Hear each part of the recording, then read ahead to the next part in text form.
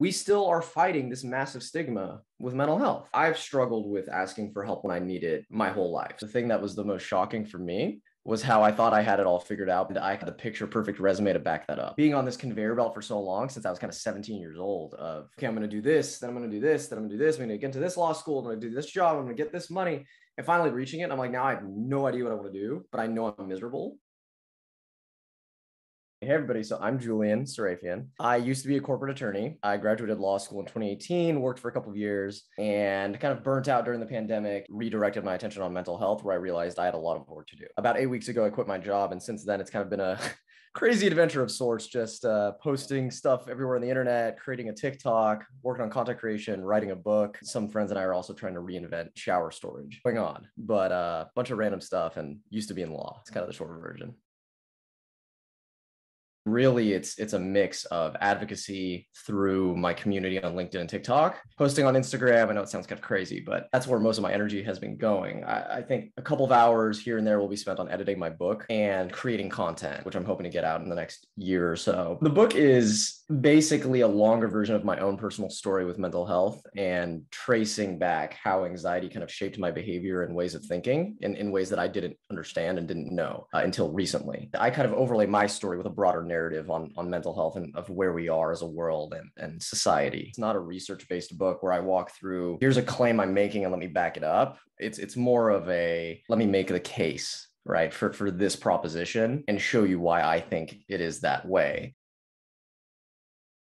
Going through the mental health journey myself, the thing that was the most shocking for me was how I thought I had it all figured out before I started working on it. And I kind of had the picture perfect resume to back that up. I'd only ever received positive reinforcement from our world for everything that I have done, through a great degree and a great job and great pay and performing well at said job. And when I slowly unwrapped these layers of anxiety and depression, it really hit me that if I'm suffering and was suffering for so long, how many people out there are suffering and don't even know it? What excites me is using my voice to reach that one person or whatever message that I'm sending. If it can hit that one person that I know needs to hear that specific message, that's why I'm doing it. I wish I could tell you. I spend more hours than I would like to admit cracking my brain on trying to understand these algorithms, and I still have no idea how they work. I think the community doesn't really reflect my own work and my own sort of expertise as much as it does people's desire and yearning for some sort of leadership in this mental health arena and this arena of vulnerability. The thing that gave me a first initial boost of engagement was my own story. On TikTok, it was me talking at the camera for 3 minutes about my story. The same thing as LinkedIn posts in a way, right? It wasn't me dancing around talking about Harvard Law School, right? Like those posts do fine, but the thing that got me a following to some extent was me talking about my story. And I think what it's reflecting is that there's a lot of people out there that are suffering. There's a lot of people out there that don't have answers. There's a lot of people out there that want answers. And we as a society and we as a people don't have them. And we're failing to give them. And I could get into why, but really, I think a lot of it comes down to that we live in an imperfect world. This is one of the gaps in knowledge that we have right now as a species, is how this mental health works and how these conversations should go. And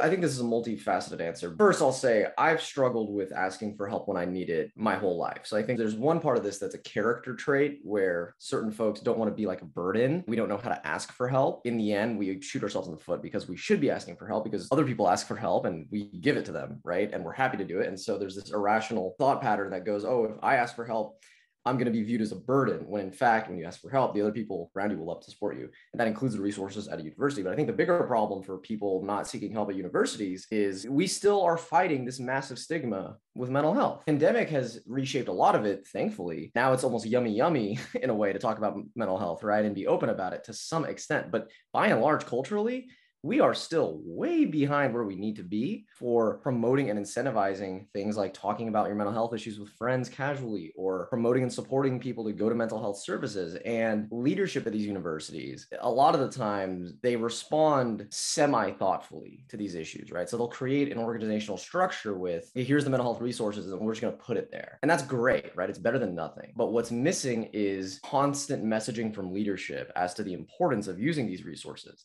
and leading by example, right? Having professors talk about it, having the president and the dean talk about it, Instead, I think you have a lot of people who sweep it under the rug. Less common now, less frequent now, but very much still, I would say, the norm. Until that changes, I think people are naturally going to feel ashamed of the thought that they need to go to mental health services or that they need to explore this.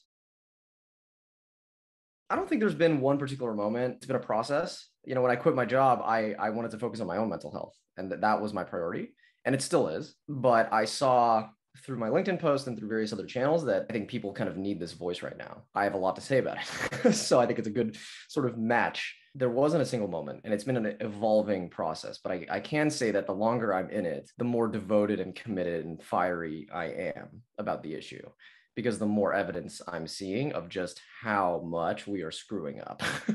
And I do not take that lightly, because I know how much suffering is behind these mistakes. The response that I get from the internet telling these stories about thousands of people who've struggled with their own, for example, GI issues related to anxiety, and they went to doctor, and no one could figure out what's going on with them. We've all been in this same place where we think we're totally alone. We have no idea what's going on. It's an informational gap. That's it. Right. So clearly there's something wrong there, but more than that, yeah, my community talks to me, right? We're in touch. And what I'm realizing slowly but surely, and this is the scary part to me, this isn't just a problem in law. It's a big problem in law, at least in the US, and I would say globally to some extent. It's a problem in every industry. Pharmacy, dentistry, medicine, where my fiance works, it's everywhere. It's an undiagnosed pandemic, in my opinion. They say 1 in 4 Gen Zers has depression, and that's probably an underrepresentation because we underdiagnose these things. So not only is it spanning careers, it's taking over demographics. You're living in an unprecedented time where humans were separated from each other for nearly 2 years and were left to the digital screens that these companies like Facebook and Instagram and Amazon, whoever they are, Netflix, their incentive isn't to better your emotional health. Right? Their incentive is to get you on the screen. I think you had a very serendipitous and unfortunate timing of all these things. I don't like it. I don't like it at all, right? And what I've been experimenting with myself is, how can I reach people, right? And what I've found is social media is a means to an end, right? It's a form of messaging. That's all it is. The messages could be written in text. They could be written in a post with a photo. They could be done in a video with me talking, right?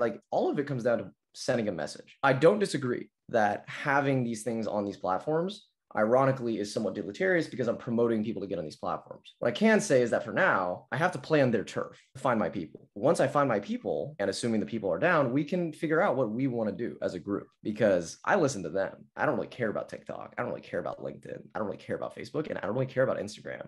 And if you guys are listening to that, executives, yeah, I mean it. I don't really care, because guess what? In 5 years, it's going to be a different platform. That's not what's important to me. What's important to me is reaching out to those folks who are in this group and building that sense of community and taking it wherever they want and where we think is best. I would start by saying, I think that if people looked at therapy as a resource for them to leverage and not as a solution that's going to fix me, because I think in society, we've developed a narrative where you walk into a therapist's office, you sit there, and then they poke and prod you, and then you walk out magically fixed. And it's no, in reality, a therapist is the coach for your mind. That's it. Okay. And like any coach, they're your coach. They're there as a resource for you. You have to use them. And so there are a lot of therapists who are not great. Okay. I'm sure, any job, there are people who are good. There are people who aren't so good. Okay. Let's get that out of the way. But that doesn't change the fact that if you walk in to a room with a therapist that objectively is not very good, and I guarantee you, I can gain something from this, right? If you have let's say the 10th percentile therapists, and I walk into the room with that therapist, I can probably gain something useful from them, because I'll go in and I'll push them and ask them the questions that I think they can answer that'll help me. I put it on my plate, not theirs, right? And I think the more you can walk into therapy with that attitude, I'm the leader here, you're just the tool. I'm sorry, but actually, I'm not sorry, because that's what it is. And therapists, I think, would love this attitude, right?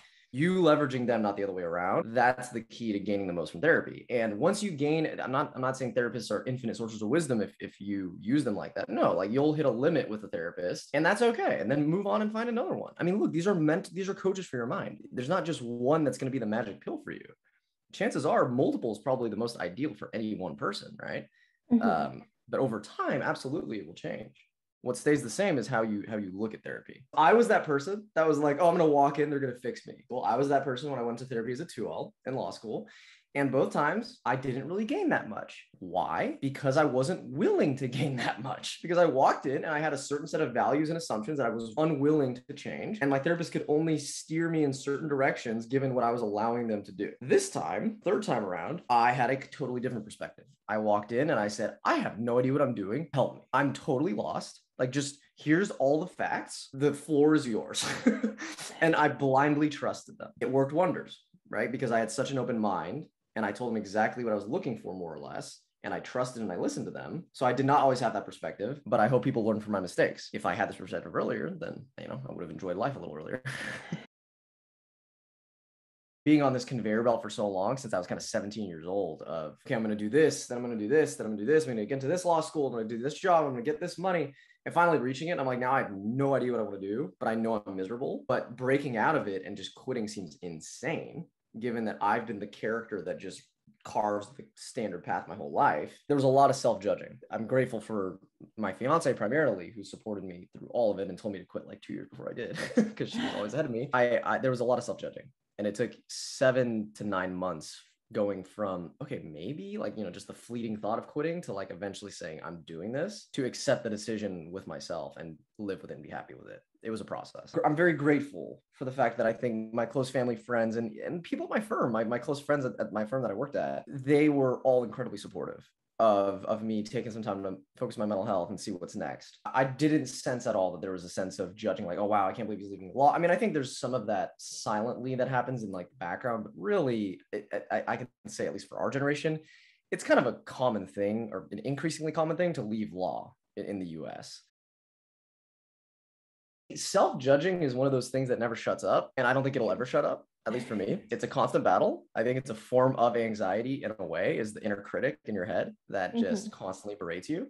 So the self-judging is not stopped at all, despite the things that I've accomplished, which are not, crazy, but they are somewhat interesting in the 8 weeks I've been out. It doesn't care. It's always going to judge me. What's important is where my energy is focused on, right? And so it's a constant day-to-day battle of redirecting my attention, creating my own.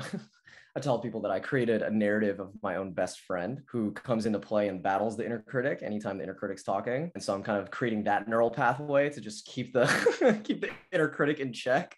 I know, sounds crazy, but it works for me. And I think honestly it works for everybody. I just think that we're not there yet in psychology, but we're getting there. Yeah, I'm interested. How do you create that best friend? Do they have a name? Yeah, well, no, that's my anxiety has a name. The best friend doesn't have a name. That's a good idea, though. Maybe I'll think about naming it. I think the key is to engage with the inner critic. I had this moment where when I graduated law school, I'd give a speech in front of my closest friends and family. And after I give the speech, I'm like standing behind this long table. As soon as I finish, the first thought that comes to my mind is, you're so stupid. The people right in front of you had to like turn around awkwardly to look at you the whole time. You're so stupid. Why did you stand there? As if these people cared. They're like my family. They love me. And I sat down. I was just meekly like, okay, I guess like, yeah, I'm an idiot. I just listened to it. I think the difference is progress, I should say, comes when you need to identify when the critic is talking, and then you need to fight back. Because if you're your own best friend and the inner critic tells that to you, right? If I'm sitting here and I hear the critic tell that to me, I would be like, yo, don't listen to that. That's stupid as hell. Like, that's really, pardon my French, that's really dumb. Like, these people love you. You did a great speech. Who cares if people in front of you crane their neck? To the end of the world? Get over it, inner critic. Get over it, get back to your corner. But we have for so long, I think, been echo chambered in our own mind by these critical thoughts that we think they're who we are, and we think that they're part of our characters, when in reality, we've just not developed the neural pathway muscle that is the best friend. We've let this critic guide and take control forever, and we've never. It takes work, right? Neural pathways are muscles. So you need to put in time and effort and energy to build it up. There are a million reasons why we've told people not to talk to themselves. People think it's crazy. This goes back to the whole stigma on a broader level, right? Like, if you talk to yourself, people think you're schizophrenic or maybe you're crazy.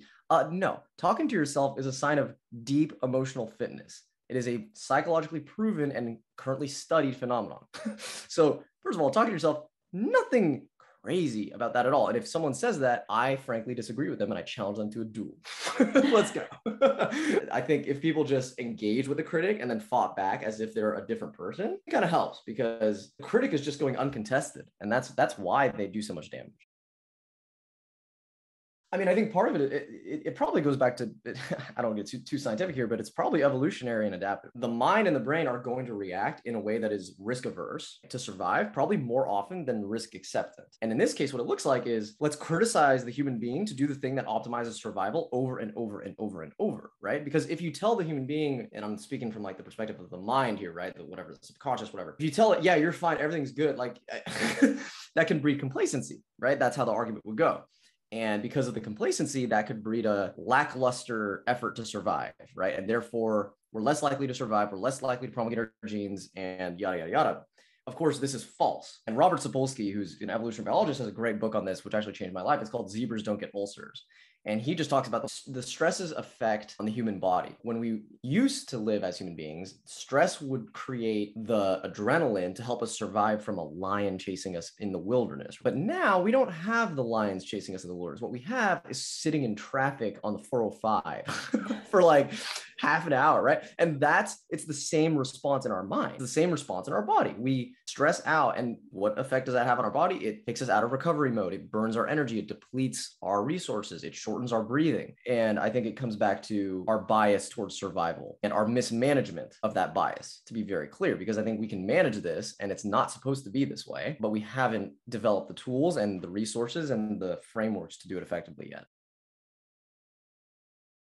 First, I'd say there's nothing wrong with going down the expected path. I say this about law all the time, and I'm asked this question very often is, do you regret going to law school? 2 years out and you're like, no, like what was it all for, right? And the response I have is that it's a great launching pad and a great safety net, right? I can go back into law whenever I want. I have opportunities ahead of me that are in every industry because the JD is a powerful degree. So, and I don't just mean that for JDs, but I think accounting, consulting, banking, these are similar.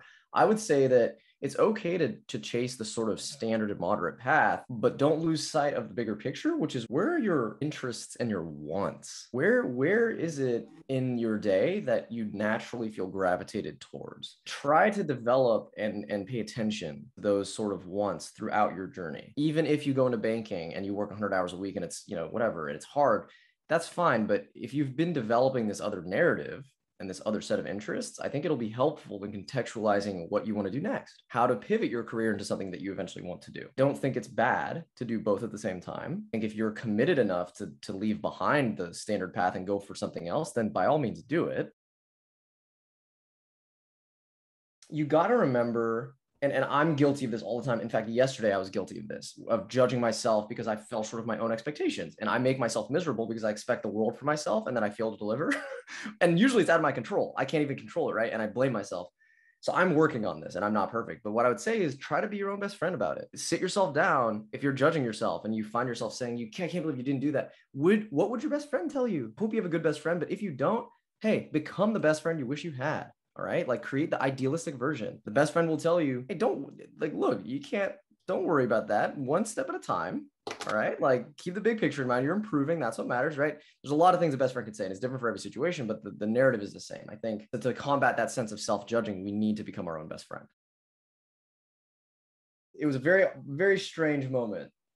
And the best way I can describe it is it felt the same love that you feel when, let's say, a close friend or family member gives you a huge hug and tells you they love you, and you just feel that warmth and fulfillment. The best part of self-love is that you can keep giving it to yourself.